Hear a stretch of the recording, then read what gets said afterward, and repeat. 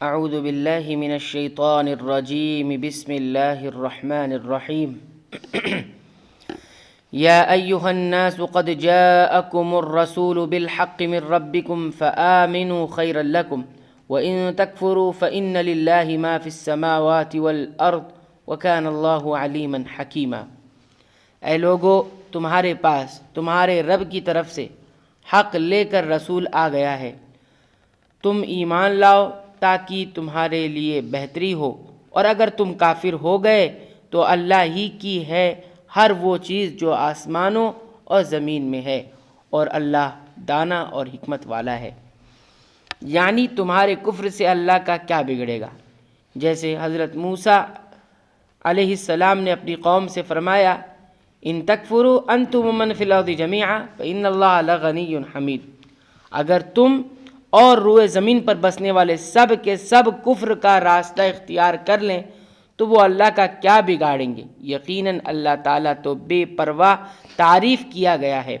اور حدیث قدسی میں ہے، اللہ تعالیٰ فرماتا ہے، اے میرے بندو، اگر تمہارے اول اور آخر تمام انسان اور جن اس ایک آدمی کے دل کی طرح ہو جائیں جو تم میں سب میں متقی ہے تو اس سے میری بادشاہی میں اضافہ نہیں ہوگا، اور اگر تمہارے اول و آخر انسان اور جنات اس ایک آدمی کی دل کی طرح ہو جائیں جو تم میں سب سے بڑا نافرمان ہے تو اس سے میری بادشاہی میں کوئی کمی نہیں ہوگی۔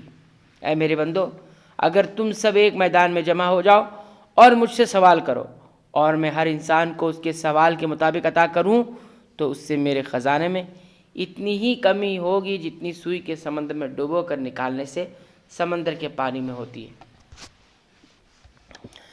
یا اہل الکتاب لا تغلوا فی دینکم ولا تقولوا علی اللہ الا الحق انما المسیح عیسی ابن مریم رسول اللہ وکلمتہ القاها الى مریم وروح منہ فآمنوا باللہ ورسلہ ولا تقولوا ثلاثہ انتہوا خیرا لکم انما اللہ الہ واحد سبحانہ ان یکون لہ ولد لہو ما فی السماوات وما فی الارض وکفی باللہ وکیلا۔ اے اہل کتاب، اپنے دین کے بارے میں حد سے نہ گزر جاؤ اور اللہ پر بجز حق کے کچھ نہ کہو۔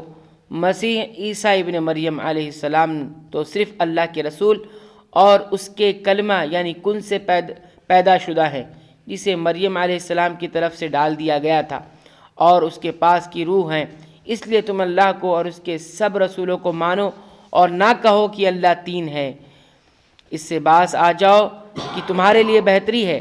اللہ عبادت کے لائق تو صرف ایک ہی ہے، اور وہ اس سے پاک ہے کہ اس کی اولاد ہو۔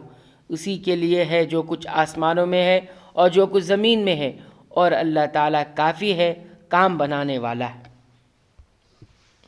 غلو کا مطلب ہے کسی چیز کو اس کی حد سے بڑھا دینا، جیسے عیسائیوں نے حضرت عیسیٰ علیہ السلام اور ان کی والدہ کے بارے میں کیا کہ انہیں رسالت و بندگی کے مقام سے اٹھا کر الوہیت کے مقام پر فائز کر دیا اور ان کی اللہ کی طرح عبادت کرنے لگے۔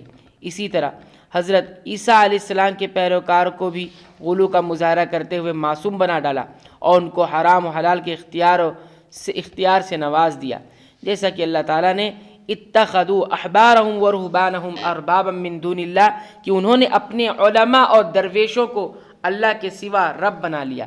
یہ رب بنانا حدیث کے مطابق ان کے حلال کیے کو حلال اور حرام کیے کو حرام سمجھنا تھا، حالانکہ یہ اختیار صرف اللہ تعالیٰ کو حاصل ہے، لیکن اہل کتاب نے یہ حق بھی اپنے علماء وغیرہ کو دے دیا۔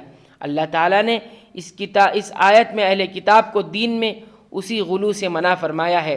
نبی صلی اللہ علیہ وسلم نے بھی عیسائیوں کے اس غلو کے پیش نظر اپنے بارے میں اپنی امت کو خبردار فرمایا، لا تطرونی کما اطرت النصارى عیسی ابن مریم فانما انا عبد فقولوا عبد اللہ ورسول۔ صحیح بخاری۔ تم مجھے اس طرح حد سے نہ بڑھانا جس طرح عیسائیوں نے عیسیٰ ابن مریم علیہ السلام کو بڑھایا۔ میں تو صرف اللہ کا بندہ ہوں، پس تم مجھے اس کا بندہ اور رسول ہی کہنا۔ لیکن افسوس، امت محمدیہ اس کے باوجود بھی اس غلو سے محفوظ نہ رہ سکی، جس میں عیسائی مبتلا ہوئے، اور امت محمدیہ نے بھی اپنے پیغمبر کو بلکہ نیک بندوں تک کو خدائی صفات سے متصف ٹھہرا دیا، جو دراصل عیسائیوں کا وتیرہ تھا۔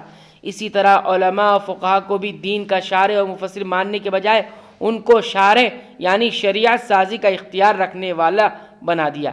سچ فرمایا نبی کریم صلی اللہ علیہ وسلم نے، جس طرح ایک جوتا دوسرے جوتے کے برابر ہوتا ہے، بالکل اسی طرح تم پچھلی امتوں کی پیروی کرو گے، یعنی ان کے قدم بقدم چلو گے۔ کلمۃ اللہ کا مطلب ہے، اللہ کا کلمہ کا مطلب ہے کہ لفظ کن سے باپ کے بغیر ان کی تخلیق ہوئی، اور یہ لفظ حضرت جبریل علیہ السلام کے ذریعے سے حضرت مریم علیہ السلام تک پہنچایا گیا۔ روح اللہ کا مطلب وہ پھونک ہے جو حضرت جبریل علیہ السلام اللہ کے حکم سے حضرت مریم علیہ السلام کے گریبان میں پھونکا، جسے اللہ تعالیٰ نے باپ کے نطفے کے قائم مقام کر دیا۔ یوں عیسیٰ علیہ السلام اللہ کا کلمہ بھی ہے جو فرشتے نے حضرت مریم علیہ السلام کی طرف ڈالا، اور اس کی وہ روح ہے جسے لے کر جبریل علیہ السلام مریم علیہ السلام کی طرف بھیجے گئے۔ عیسائیوں کے کئی فرقے ہیں، بعض حضرت عیسیٰ کو اللہ اور بعض اللہ کا شریک اور بعض اللہ کا بیٹا مانتے ہیں۔ پھر جو اللہ مانتے ہیں وہ تین خداؤں کے اور حضرت عیسیٰ کے ثالث ثلاثہ تین میں سے ایک ہونے کے قائل ہیں۔ اللہ تعالیٰ فرما رہا ہے کہ تین خدا کہنے سے باز آ جاؤ، اللہ تعالیٰ ایک ہی ہے۔ لن يستنكف المسيح ان يكون عبدا لله ولا الملائكة المقربون ومن يستنكف عن عبادته ويستكبر فسيحشرهم اليه جميعا۔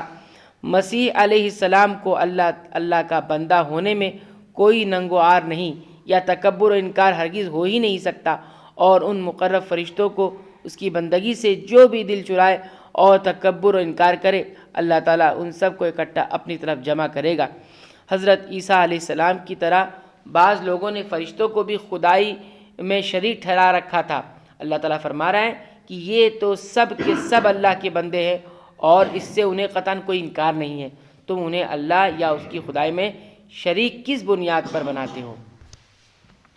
فَأَمَّا الَّذِينَ آمَنُوا وَعَمِلُوا الصَّالِحَاتِ فَيُوَفِّيهِمْ أُجُورَهُمْ وَيَزِيدُهُمْ مِنْ فَضْلِهِ وَأَمَّا الَّذِينَ اسْتَنكَفُوا وَاسْتَكْبَرُوا فَيُعَذِّبُهُمْ عَذَابًا أَلِيمًا وَلَا يَجِدُونَ لَهُم مِّن دُونِ اللَّهِ وَلِيًّا وَلَا نَصِيرًا۔ جو لوگ ایمان لائے ہیں اور شائستہ اعمال کیے ہیں، ان کو ان کا پورا ثواب عنایت فرمائے گا، اور اپنے فضل سے انہیں اور زیادہ دے گا۔ اور جن لوگوں نے تنگ و عار اور سرکشی اور انکار کیا، انہیں المناک عذاب دے گا، اور وہ اپنے لیے سوائے اللہ کے کوئی حمایتی اور امداد کرنے والا نہ پائیں گے۔ بعض نے اس زیادہ سے مراد یہ لیا ہے کہ اللہ تعالیٰ اہل ایمان کو شفاعت کا حق عطا فرمائے گا، یہ اذن شفاعت پا کر جس کی بابت اللہ چاہے گا شفاعت کریں گے، یعنی اللہ کی عبادت اور اطاعت سے رکے رہے اور اس سے انکار و تکبر کرتے رہے۔ جس طرح دوسرے مقام پر فرمایا کہ بے شک جو لوگ میری عبادت سے استکبار یعنی انکار اور تکبر کرتے ہیں، یقیناً ذلیل و خوار ہو کر جہنم میں داخل ہوں گے۔ یا ایھا الناس قد جاءکم برہان من ربکم وانزلنا الیکم نورا مبینا۔ اے لوگو، تمہارے پاس تمہارے رب کی طرف سے سند اور دلیل آ پہنچی، اور ہم نے تمہاری جانب واضح اور صاف نور اتار دی ہے۔ برہان ایسی دلیل قاطع جس کے بعد کسی کو عذر کی گنجائش نہ رہے، اور ایسی حجت جس سے ان کے شبہات زائل ہو جائیں، اسی لیے آگے اسے نور سے تعبیر فرمایا۔ اس سے مراد قرآن کریم ہے جو کفر اور شرک کے اندھیروں میں ہدایت کا نور اور روشنی ہے، ضلالت کی پنگ ڈنڈیوں میں صراط مستقیم اور حبل اللہ المتین ہے، یعنی سیدھا راستہ اور اللہ کی مضبوط رسی ہے۔ پس اس کے مطابق ایمان لانے والے اللہ کے فضل اور اس کی رحمت کے مستحق ہیں۔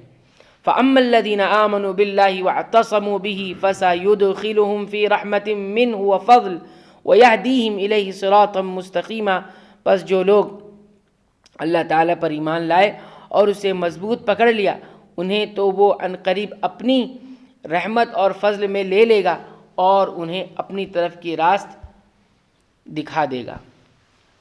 اللہ تعالیٰ سے دعا ہے کہ رب العالمین ان آیات پر ہمیں غور کر کے اسے یاد رکھ کے اس کے مطابق زندگی گزارنے کی توفیق عنایت فرمائے، آمین۔